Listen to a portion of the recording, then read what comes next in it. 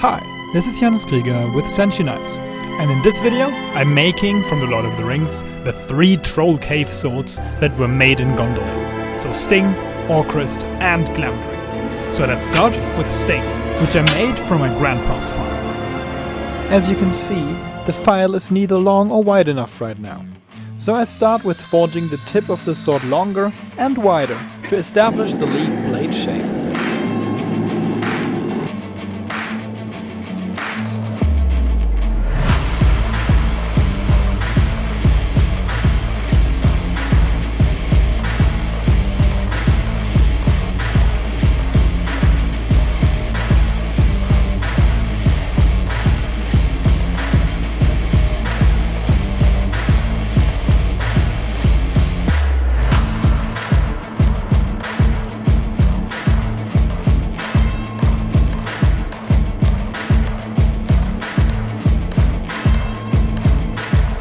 You can see me using a fuller here to move the material much more efficiently and controlled.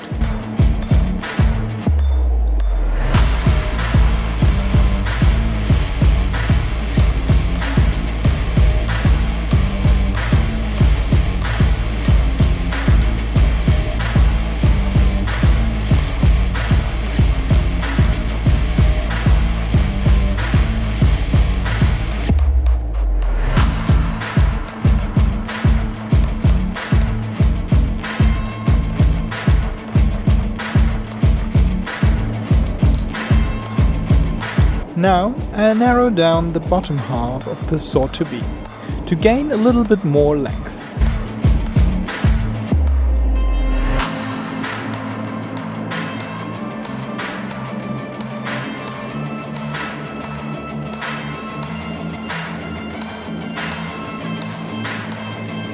Then I will proceed with spreading the material in the ricasso area, to establish the area in front of the god. This was actually pretty difficult because I didn't have enough material to make it the same thickness as the rest of the area. So I already started to forge in the bevels here, something I have never done before and really don't like to do.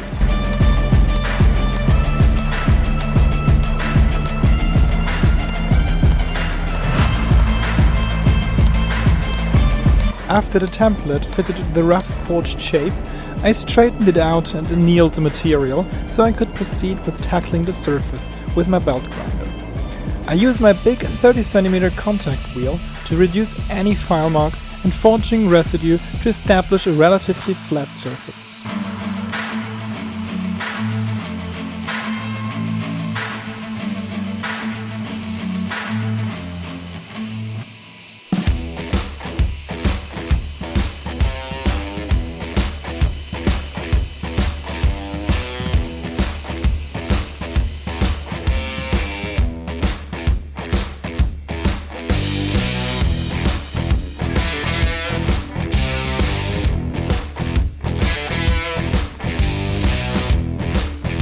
Then I used the flat plate and my grinding table to establish the profile, which I traced from a template with spray paint.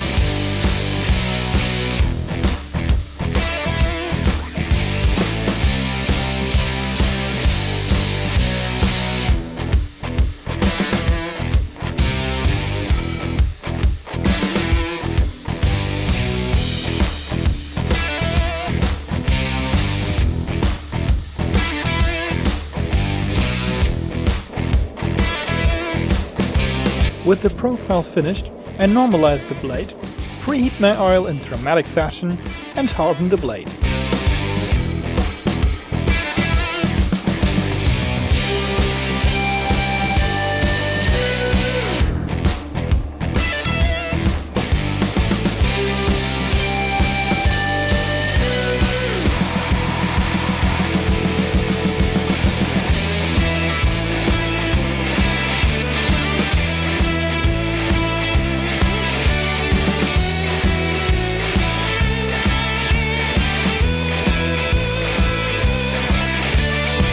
I tempered the blade in the oven off camera, and now I have to start the bevel grind on this leaf-shaped blade with double bevels. This gave me absolute nightmares because of the different angles and thicknesses. all while the center line needed to be as straight as possible.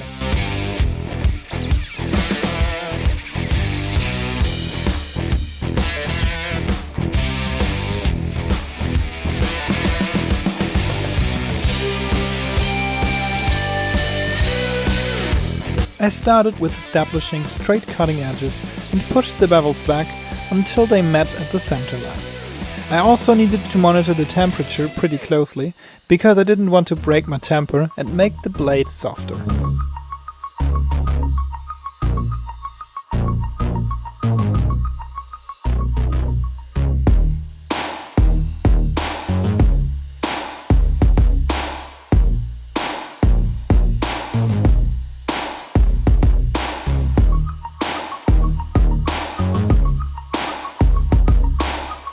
Oh, and of course, after the belt sanding, there is hand sanding.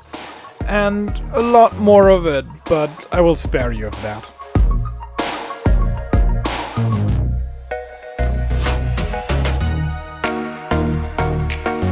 With the blade finished so far, it is on to the guard, and let me tell you, this is a complicated one. Because there is literally no flat reference surface in that shape. But enough with the whining, and let's start by cutting a chunk from this piece of steel I found at the junkyard.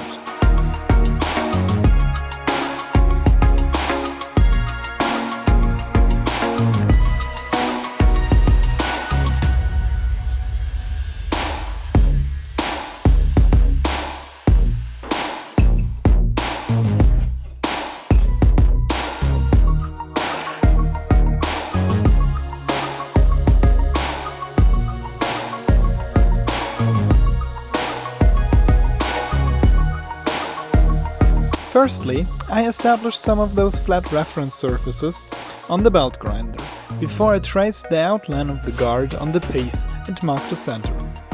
I used this to drill the holes for the tang, but leave it be for now, because I first need to remove a lot of material.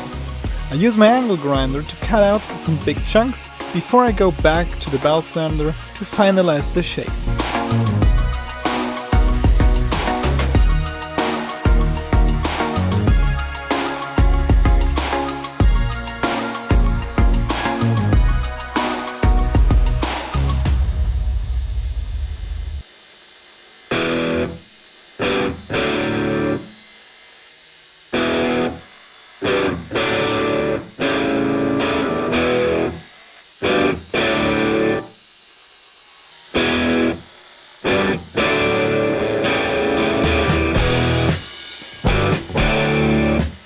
With this done, I start carving out the slot for the blade and tang to sit in. This is particularly difficult because the blade tapers to the outside, which makes access to the slot very difficult.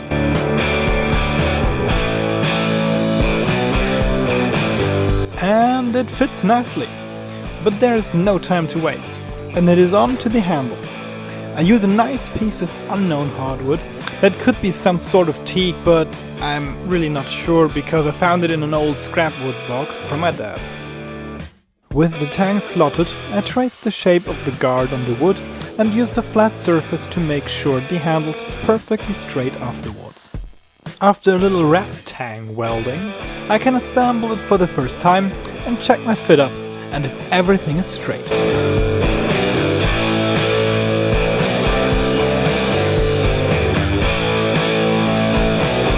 For the handle shaping, I hover it over the table saw and it gets cut magically. With everything fitted, I can kiss the last flat surface on the guard goodbye and establish the final shape.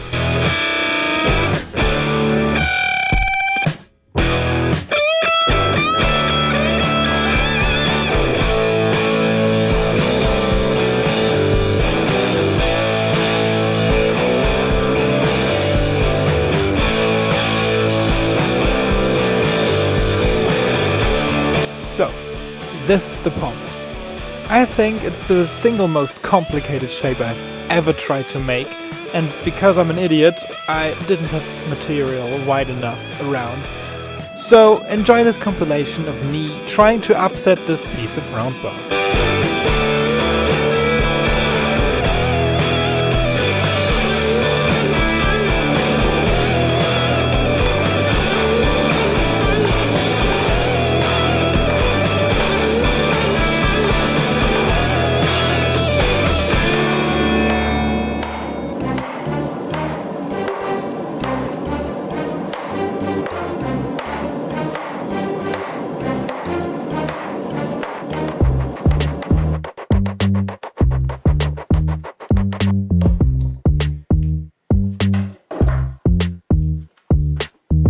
that didn't really go well. But I thought at the time that I needed to do this at least a few times over and didn't really bother. I established again some right angles and determined the piece as big enough before drilling a hole in its center to cut a thread so I could attach an axis to this piece.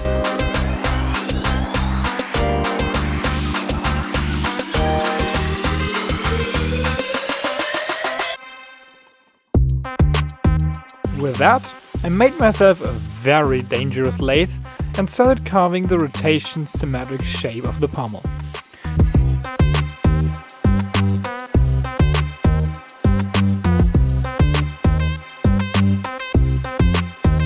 While still having a flat surface, I widened the hole in the center and put the thread in a lot deeper so I could round over the flat end. Oh, and I will use that later to attach the pommel to the sword. From here, it was just an absolute guessing game of how to finalize this shape.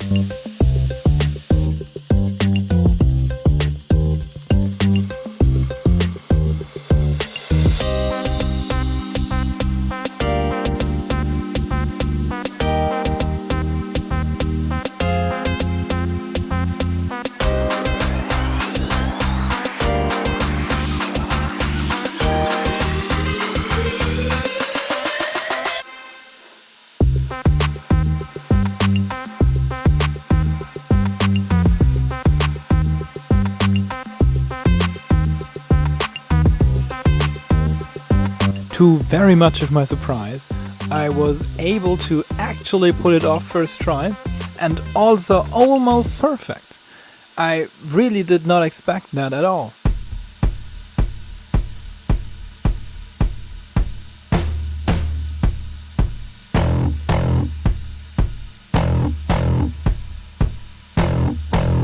After a little bit of finger-defying sanding in my makeshift lathe, I rounded over the handle and made sure the handle fitted inside the pommel. I also made a little M10 nut to tighten everything down and screw the pommel on.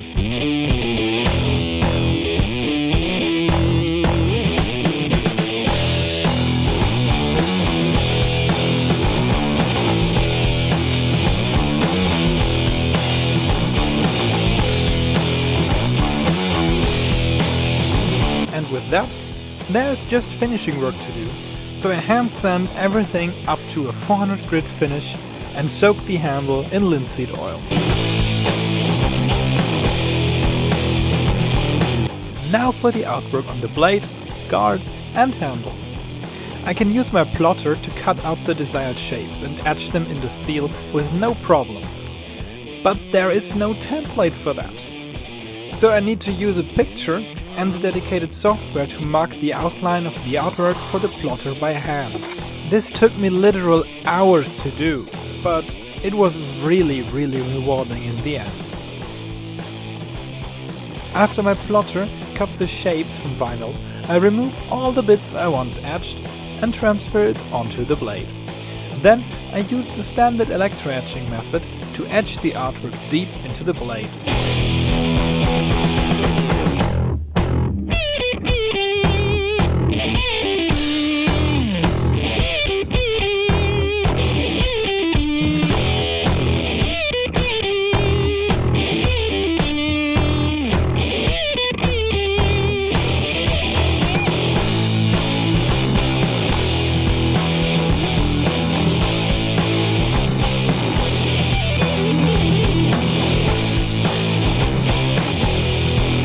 I repeat this process on the guard, and then it is on to the handle.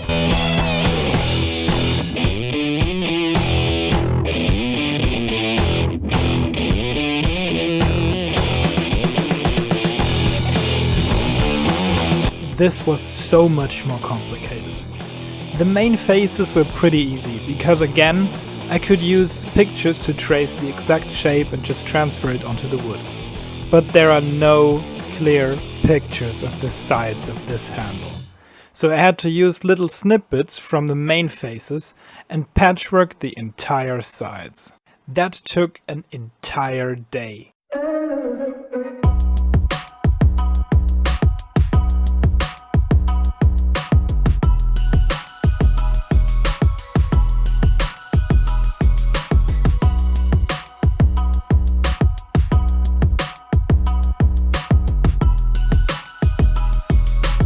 After I took about an entire hour to decide which spray paint I would use, I settled on a metallic silver over a plain grey one, and it turned out fantastic. I originally wanted to apply a protective layer, but the paint is so strong there is no need for that. So, after a lot of work, there is only sharpening left to do before the final reveal.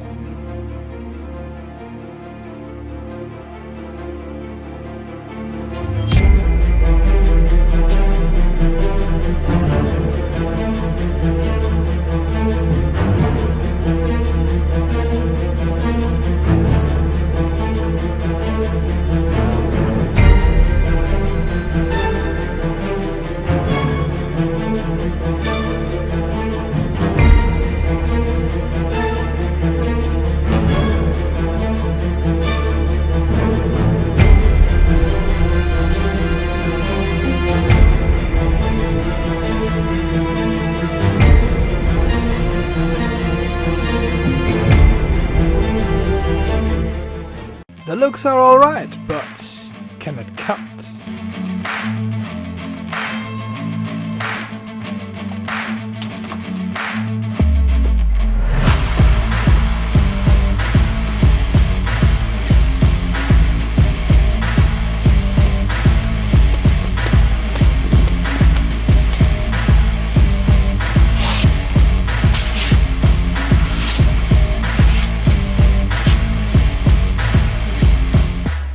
Making of Orcrist. Let's start at the beginning. I start with a 72 by 6.5 centimeter piece of ADCRV2 steel that has a thickness of around 4.5 millimeters. While I mark out the profile here, you can see that the ricasso area doesn't fit at all. I will take care of this after profiling. The ADCRV2 steel I'm using is a very good sword steel in my opinion, because it has a relatively low brittleness combined with a good edge retention. With the rough profile done, I switch over to the belt grinder to refine the shape. The flat plate and the big 25 centimeter wheel help me with the curves.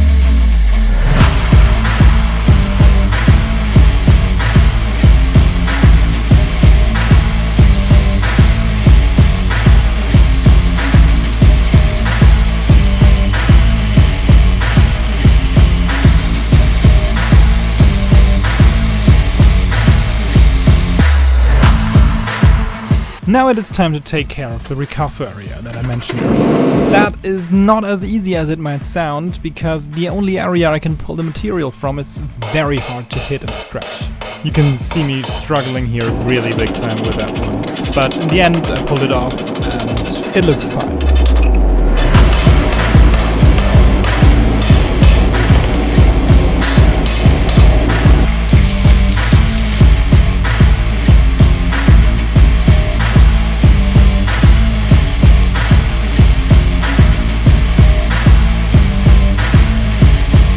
With the profile figured out, it is onto the heat treatment. Usually I like to use my electric kiln for that, but that is not remotely long enough for this blade.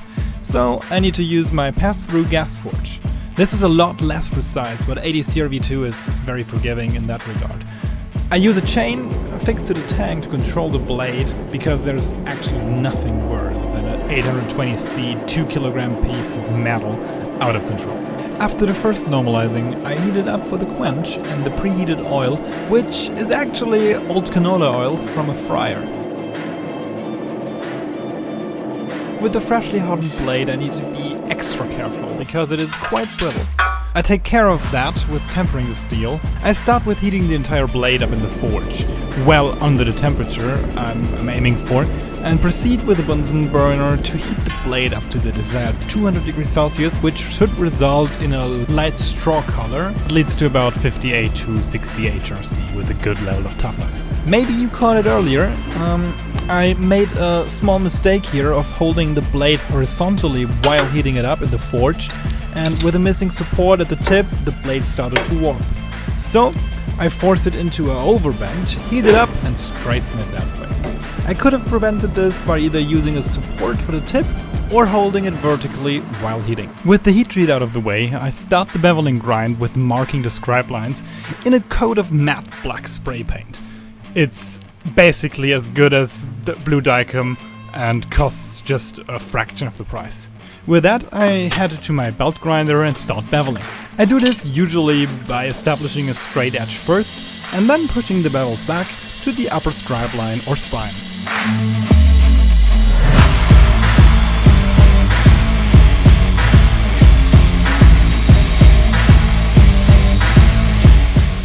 You see me cooling the blade in a small water tank there, which is of course the drawback of heat treating first, but the benefits of the lot easier straightening process are just too enticing to not do. And then started a long process of hand sanding. I cut most of it out, but I had a few very long nights of hand sanding on this blade, and there will be more of this in this video. After that 180 grit finish, I etch in my maker's mark in an area that won't be visible at all when the sword is assembled, just because I do not want to harm the aesthetics here. By now this is an absolutely standardized process for me of just applying the vinyl stencil and etching it deep into the steel electrochemically. As I promised, here is a little bit more hand sanding, this time up to 400 grit. With the rough blade done, I start with the guard. I utilize a technique with two halves which I grind into the same profile. The rough part was done with the help of a 125mm angle grinder. I also had the use of a big 230mm one, but the weight and especially the gyro moment I was experiencing was quite unpleasant, and I resorted to the small one.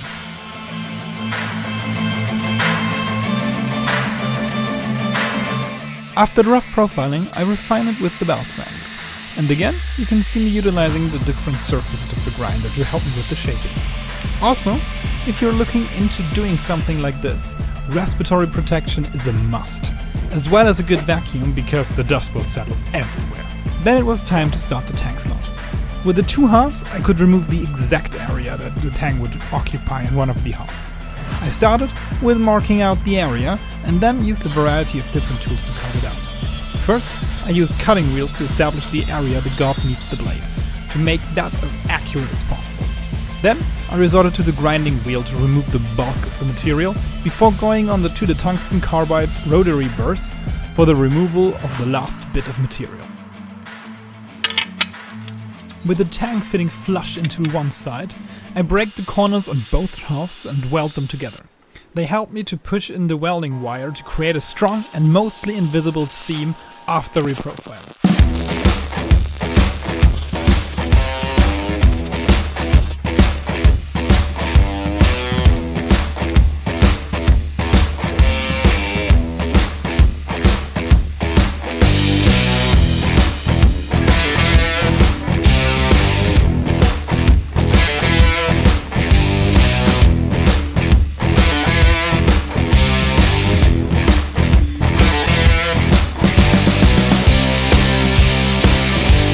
After the side profile is done, it is time to sculpt the guard into its final shape.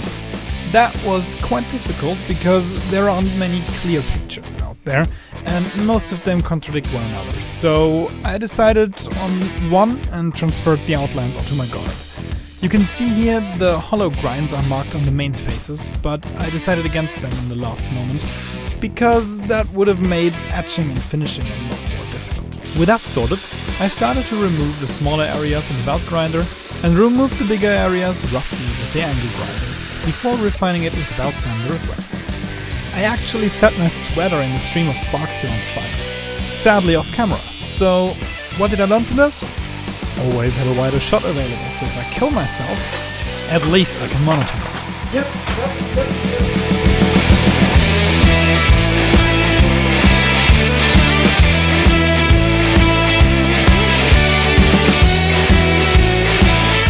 With the shaping done, I start the exhausting process of hand sanding, once again. That was especially difficult here because of the limited options to clamp it securely. So it wiggled around all the time, which made it particularly unpleasant. The rough finished guard allowed me now to shift my focus towards the handle section. Here, I started again with establishing the side profile with a sophisticated hand chopping technique. Please ignore the sound of the spinning out table saw in the background.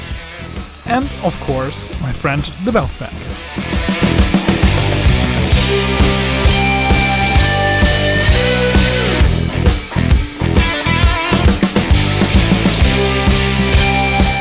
For the tank design, I decided on a half red tank, which includes a hidden tank top section, where the shear forces are by far the biggest, and the lower 2/3, where the forces are mostly pulling, feature a threaded rod.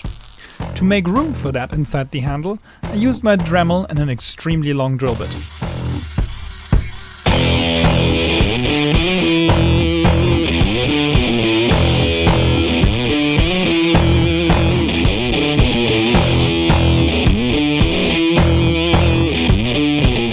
The area where I welded the threaded rod to the tank was flattened down on the belt sander to fit through the gut, and I also tempered it to make it less brittle. With that done, I can put the handle on the sword for the first time.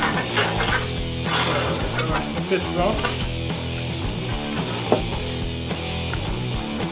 Let's see. Now I can pick it up for the first time and really hold it in my hand with the handle here. And that feels f***ing amazing. Holy shit! Yes! This is beautiful.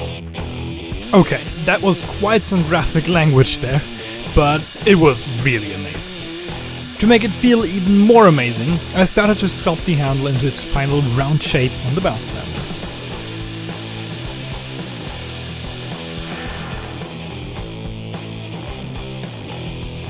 The belt sander tends to leave little facets in the surface behind, so I have to sand them out with the help of some 40 grit sandpaper, so I can use this new established smooth surface to carve in the textures that are in Orcrist's handle and are meant to resemble a dragon's tooth. This went a lot better than initially expected.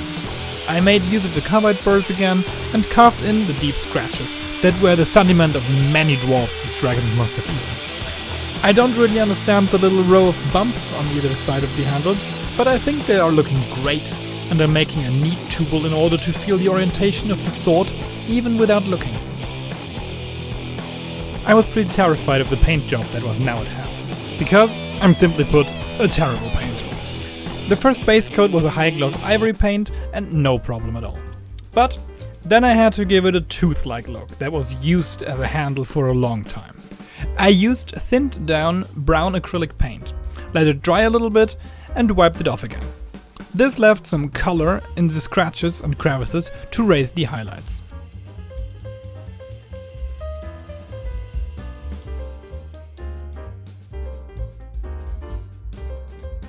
The next steps are a little bit more like magic than actual craftsmanship, because I don't really know how I achieved that paint job. It was a mixture of thick acrylic paint on the outside, thinned down paint on the inside, and wiping with a wet paper towel to blend them together.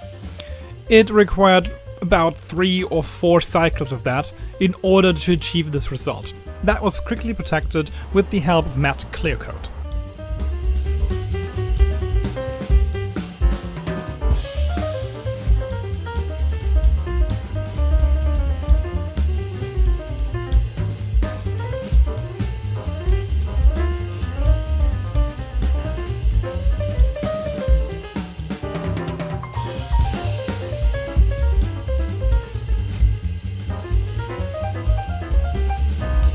Now that the shape of the lower handle was done, I could start on the pommel. While the guard is pretty f***ed up, the pommel is on another level. It needs to fit snug on the round, organic shape of the handle with super thin walls and has some stone set on the bottom. So, and because you've seen that before, I'm just snapping this one. I start quite similar to the guard with 2 halves, but tack them together immediately. This is done to drill the main borehole and the small side hole.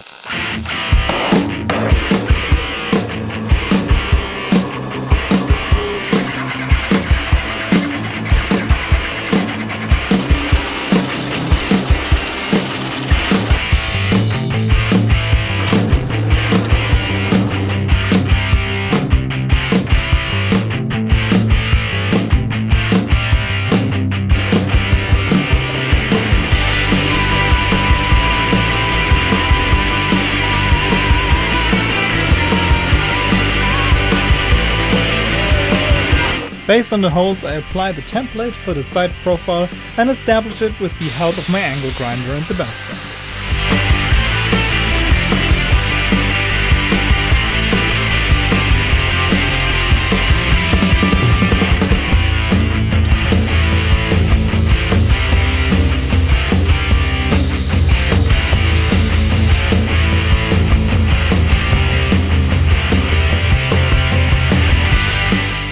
This results in the two halves falling apart, which enables me to widen the main borehole that is now split in half, and fit it snug to the handle. That was achieved with the help of the tungsten carbide bits and a lot of test fit. Actually, I don't really like to use those bits for metalworking simply because their shavings are like super sharp little needles that creep in everywhere. With the fit up done finally, I again break the corners, as with the guard, and weld the two halves together for the final time and re-establish the profile.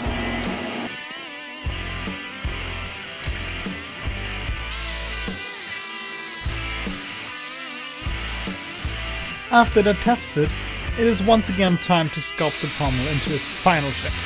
And because the pommel is far too wide at this point, I mark the widest point and cut off the excess material with the angle grinder. Then I can use the wheels on the side of my flat plate to round everything over.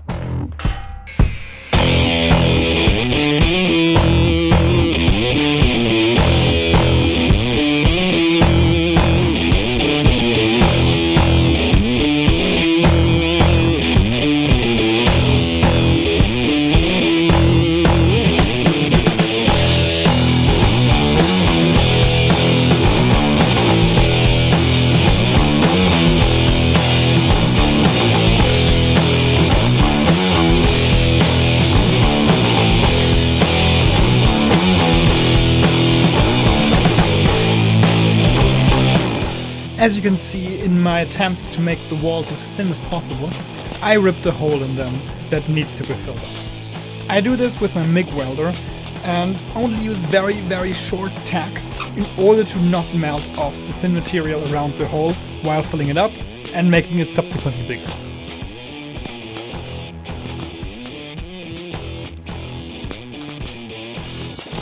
After that area was cleaned up again, I needed to remove the facets the belt grinder left behind. With such a big workpiece and the unregular shape, I like to use a file for that job. This was quite pleasant as well as the following hand sanding, because I was able to fix it down tightly in my vise. I think in the original sword, the handle actually passes through the pommel. That is not something I am able to achieve. So, I made it in two pieces. With the handle and guard already fixed in place with a nut and a washer, I manufactured a small angled nut that is supposed to be screwed on the end of the tang and fit another threaded rod that will hold the pommel nut, which will keep the pommel in place. From pictures, I figured out the exact angle to be 147 degrees. Tack weld two threaded rods together, put two nuts on there and weld them solid. After the hex grind is extended on the weld area, I remove the threaded rods and the angled nut is finished. Now, for the pommel nut, I start with an M16 bolt, simply because I can hold it very easily with two counter-turned nuts in order to drill and tap a hole. With that, it is already a nut, but it is not yet in shape. To achieve that, I put in a threaded rod to hold it in my drill and start thinning it out on the belt. I have to stress here that you should not do this at all. Use a lathe, don't be stupid. Or cheap, like me. In order to tighten the pommel nut, I need a slot to fit a 3mm drill bit as a lever. From there, the last bit of shaping has to be done steady and not while rotating, because the recurved shape is not fully rotary symmetric. I utilized a 3mm hole here to keep it steady during this process.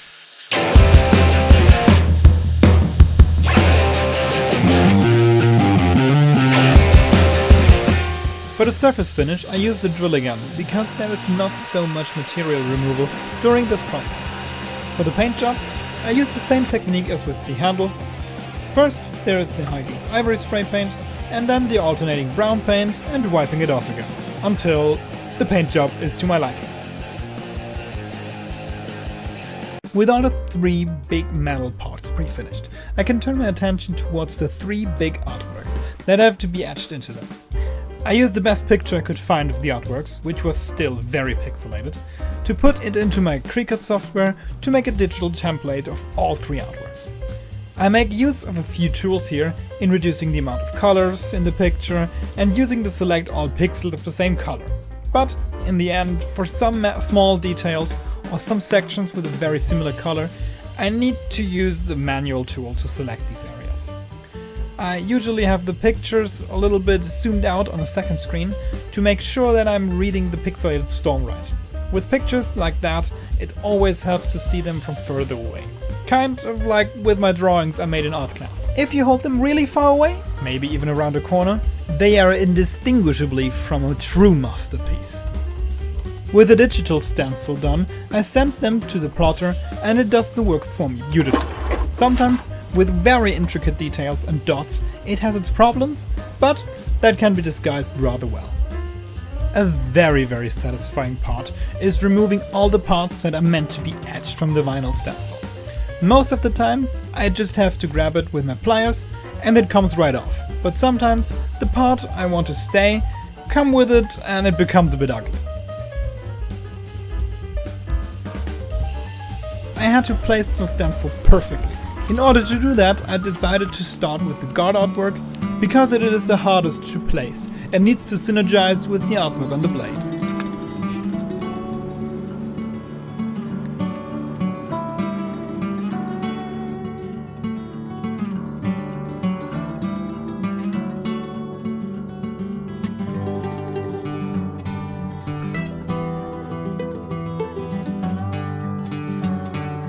When it is finally in place, I remove the transfer foil and go to town with my little etching device. It is basically just a power supply set on the max settings of 35 volts and 5 amps, the positive attached to the workpiece and the negative pole attached to my stamp. The stamp has a piece of cloth or makeup remover strapped to it and is repeatedly dipped in saltwater solution. And with this setup, I touch and kind of dip along the artwork to remove the exposed metal. This process sets free a lot of heat, so I have to be careful to not overheat the workpiece or the vinyl starts peeling off and exposing the supposed to be protected areas.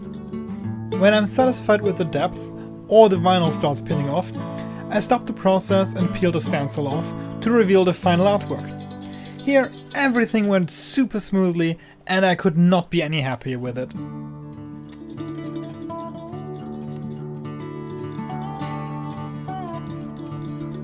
To finish the artworks, I fill the area with blue spray paint and protect it with a matte clear coat. I tried to remove the excess paint with sandpaper, but it actually got clogged up very quickly and it would have just been an absolute waste to do it that way. And it actually left some scratch marks in the paint that was supposed to be untouched. So I had to resort to another method and got the scalpel out and started to scratch off the excess paint with it. The blade of the scalpel is actually softer than the blade of the sword and it leaves it completely untouched. This process left me with some incredible time lapses.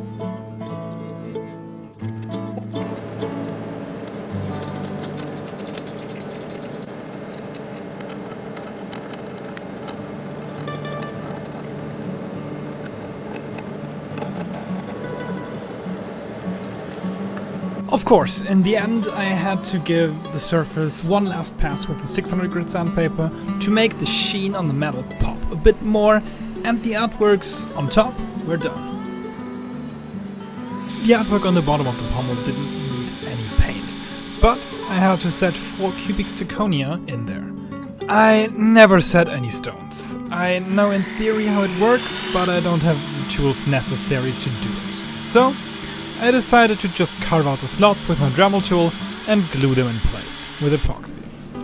I know some of you out there are jewelers and are going crazy right now that this would not hold at all and that would look shit, but I'm happy to report that after all the torture testing I have performed on this blade, I never had to worry about those stones. With all this done, all that there's left to do is sharpen the sword, which I did with my trusty sharpener in 2 sections, and finally, have a look at the final result.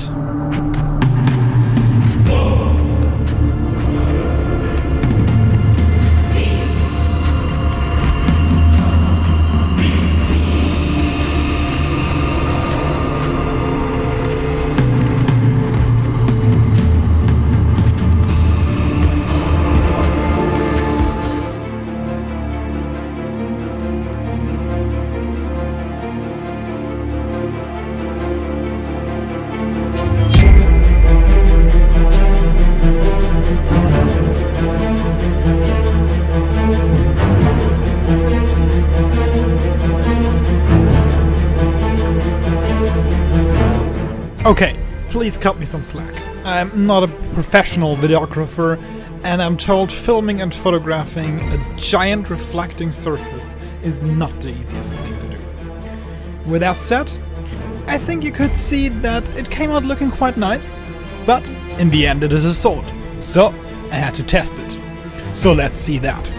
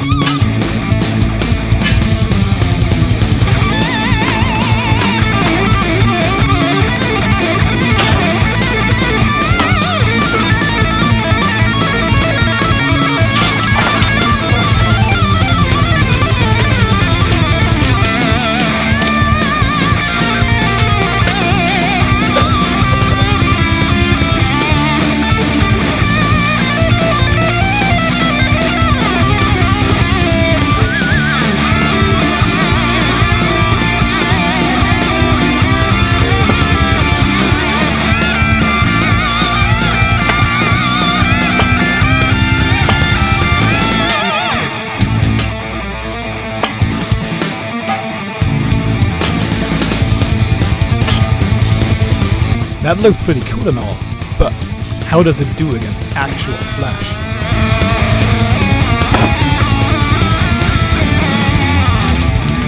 Oh wow, what a cutter this sword is. The recurve, the weight distribution, it really let me look like a good cutter out there. But after all that slicing and abuse, how did the edge hold up? Nothing better for that to test than a tomato cut.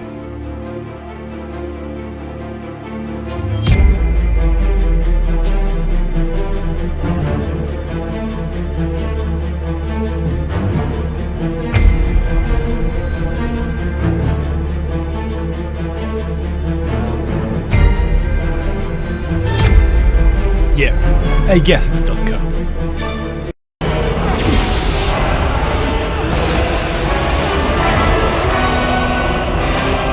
could not wish for a finer blade. A beautiful challenge. So let's start with the profiling and heat treatment. So it begins.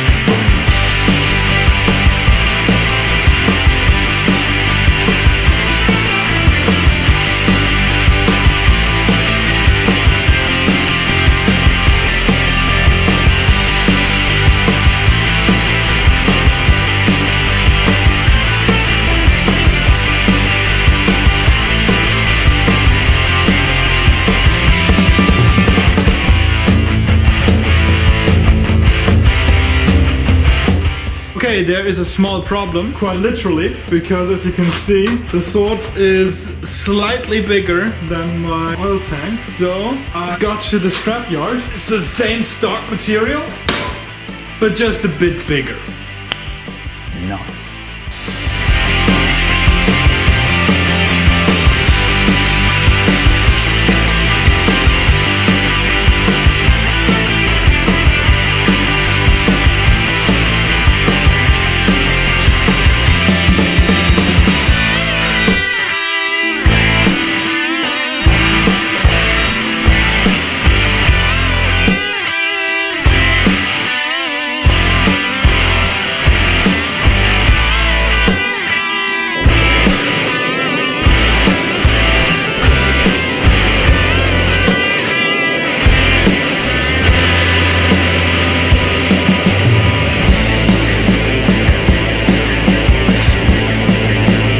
One temper later, in order to make the tip perfectly symmetrical, I deploy a trick from Carl Royer. I trace a profile of the tip section on a piece of paper, flip it over, and spot the tip and the sides on the lines. Now I can see where too much material remains by checking for spots where the line is hidden under the blade. Now I need to repeat this process until I'm satisfied with the result. So, and here we are. Round number 5 is this now. And I'm very happy with the result. With the lines for the fuller marked out, I'm headed for the grinder. With this technique, there is no room for error, as a slip or wrong angle could leave the precious ridgeline damaged.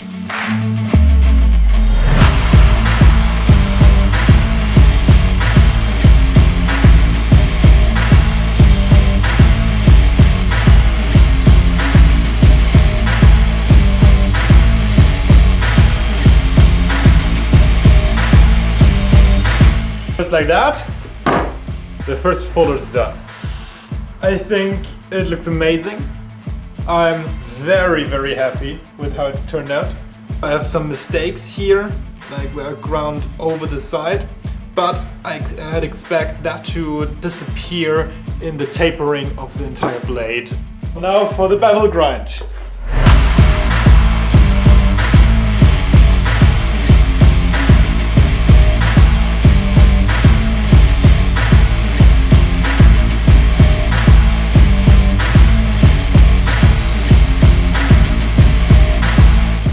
With that, the sword has straight edge on both sides that I can work to, and with the previously established fuller, I have the other line my bevels want to go to, so now I just have to connect them.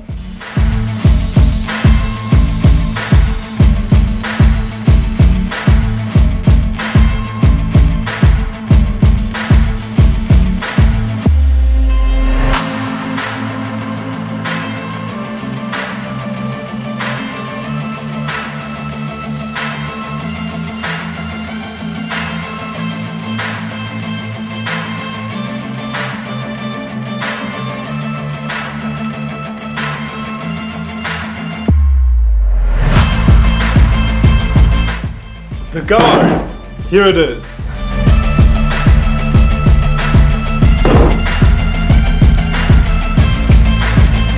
I start with the profile I got from pictures and first remove the bulk material by chopping and refine the shape on the belt grinder. Fuck, I think my hand is empty.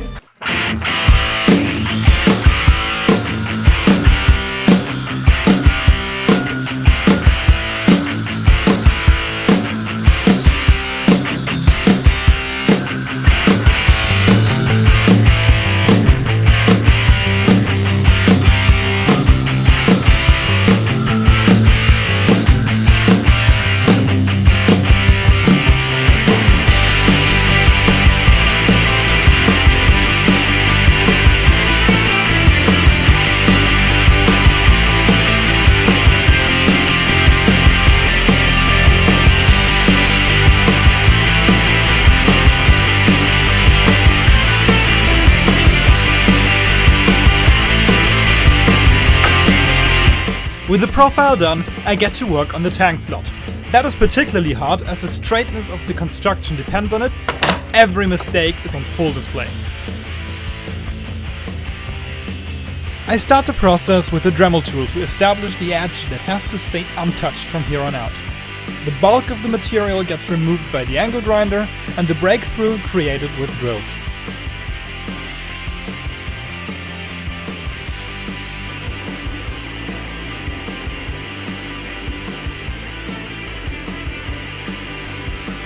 Then it is a lot of small detail work and notching ever so closely to the perfect fit.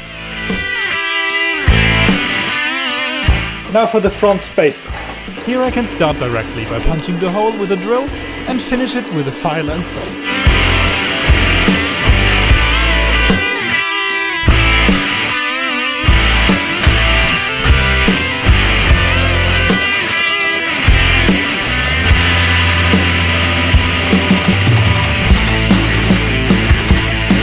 After the front spacers fit up the tank, I can fill it up to the unusual shape of the god.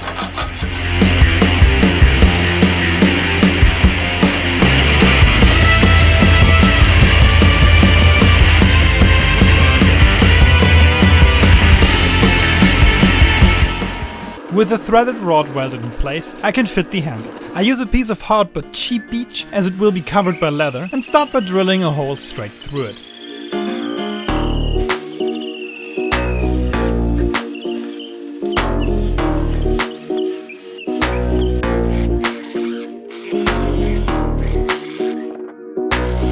The hole fits perfectly on the threaded rod, but needs to be widened to fit the tang in the upper section. The lower spacer is a lot easier than the upper spacer because it's 4mm thick piece of metal. I put a 5mm hole roughly in the center, put a template right over it with a marked center hole there, 5mm.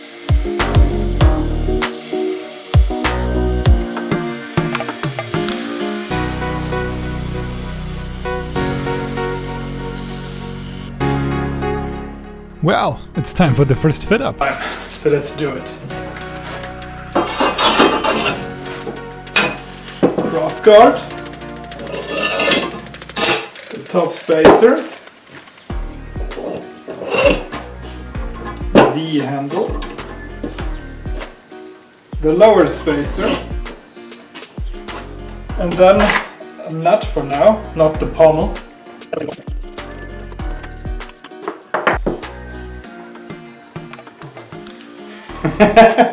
Yeah, that's cool. After the first assembly, it was clear that I needed glove fit on the handle slot. For that, I butter up the tang and upper spacer, fill the handle slot with resin and put it in the intended place.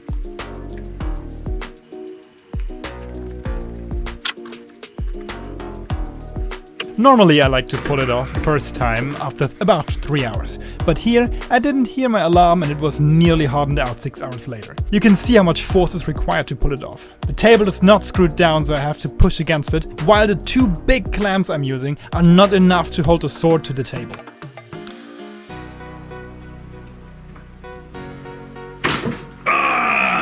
After I pulled it off, I cleaned the tang and the slot, then put it back to harden in place. I also put it in a pin between spacer and handle, as there was a little bit of play left that got completely eliminated by it. And with that, onto the pommel.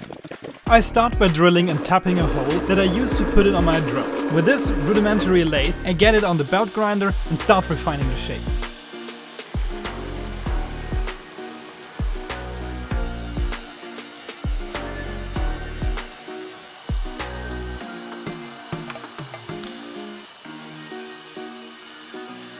Next, I round over the front spacer and fit the handle up to both spacers before rounding it as well.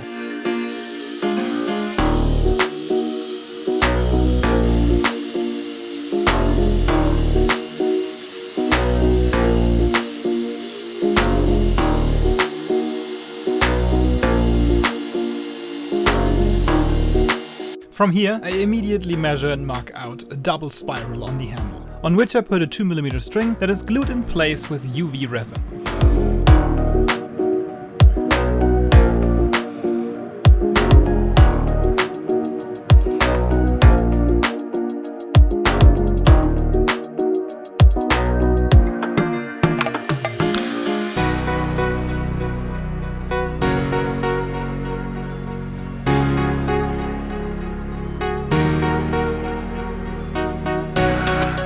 Continuing with the pommel, I have to mark out the 8 exactly same-sized facets. I do this by using a little bracket that brings the shaft in an exactly horizontal state and make marks with my height gauge. Then I turn it so far so the old line lines up with the center of the lower spacer and mark again.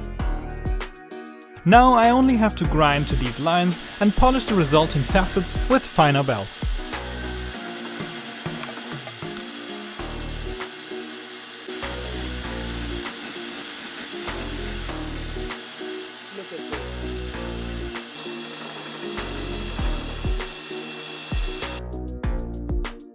The guard is the last piece that needs to be sculpted. The side profile is already established, so I start with adding the tapers that first tighten and then widen again on each side.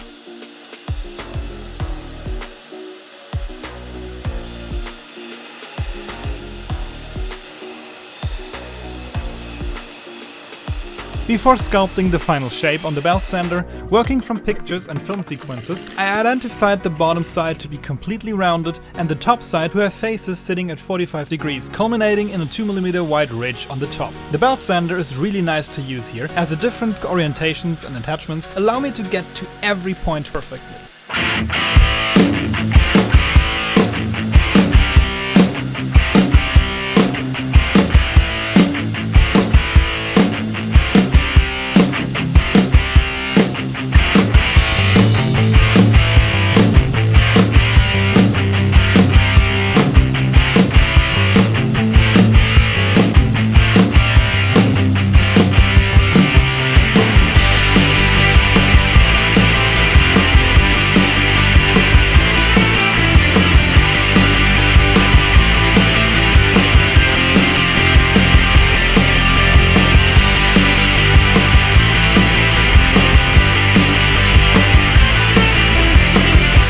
The guard is also the only part with artwork etchings in it, so I cut them from vinyl with my plotter, removed the to be etched parts and transfer them onto the guard.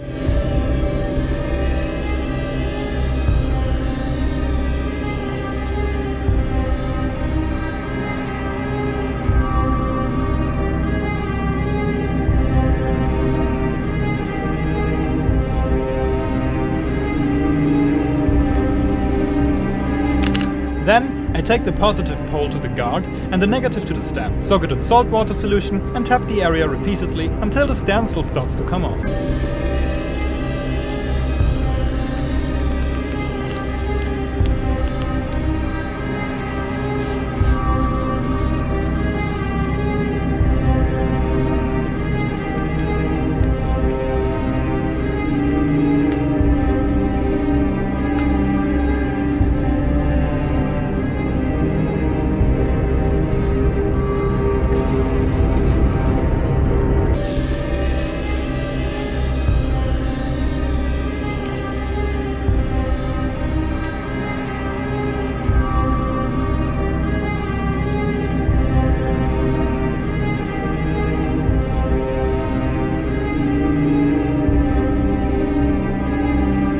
From here on out, it is just a lot of hand sanding. For you, this is just a montage of about 1 minute, but for me, this took about 2 full weeks of sore forearms and fingers. But I got some dope shots on it.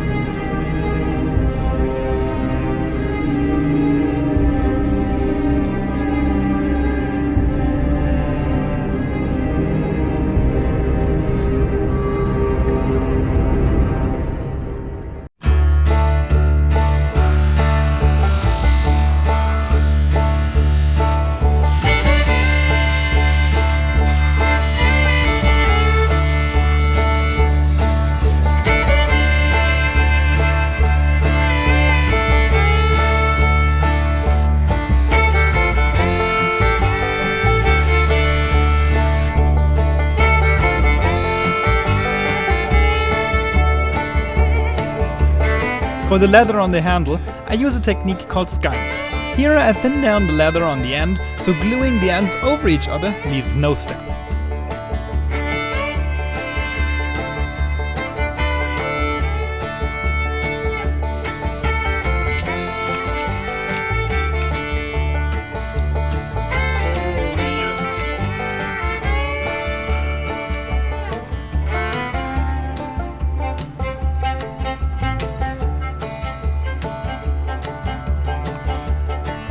I press the leather on very hard so the contact cement can bond as strong as possible and the leather shows the spiral intensely.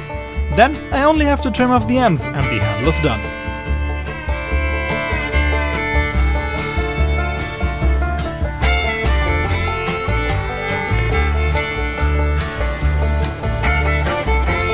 And after sharpening, only the stones are missing.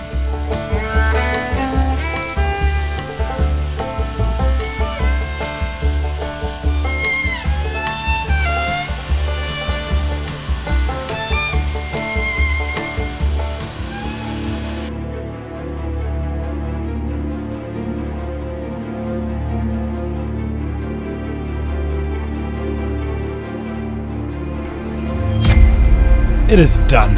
So let's see the final result.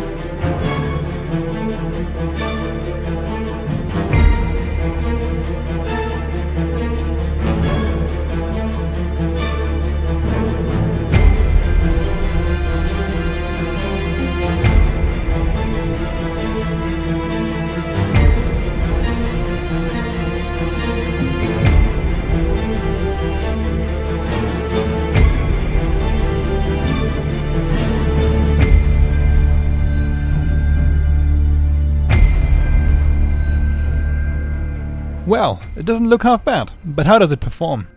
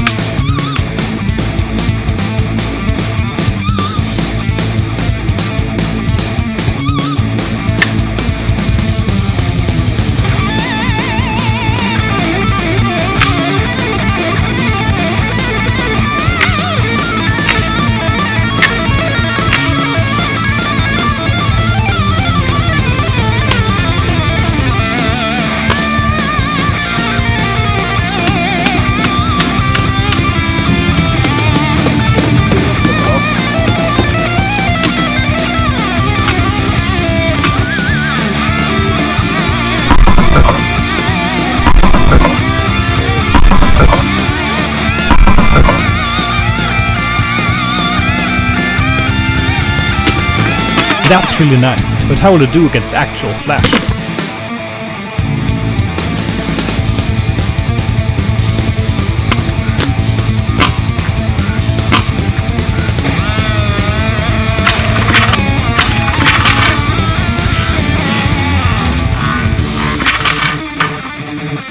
Oops. After all of that testing, it is quite battered. So, is it still sharp?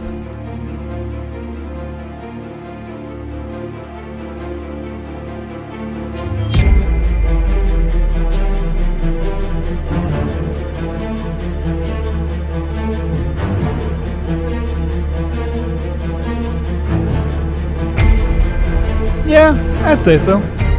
Thank you for watching this video. What a journey making these swords, but they are finally finished. So, what's next? I don't know yet, but there are for sure some favorites like Anglakil from Lord of the Rings First Age, with a complete black blade, or Ringil, also a Witcher 3 sword, with those intricate guards, is in the race, and from one of my favorite book series, Aragon, Brisingil, which has a dedicated chapter to its crafting. Aside from those, maybe you have some ideas. Please let me know them in the comment section down below, and as always, have a nice one. Bye!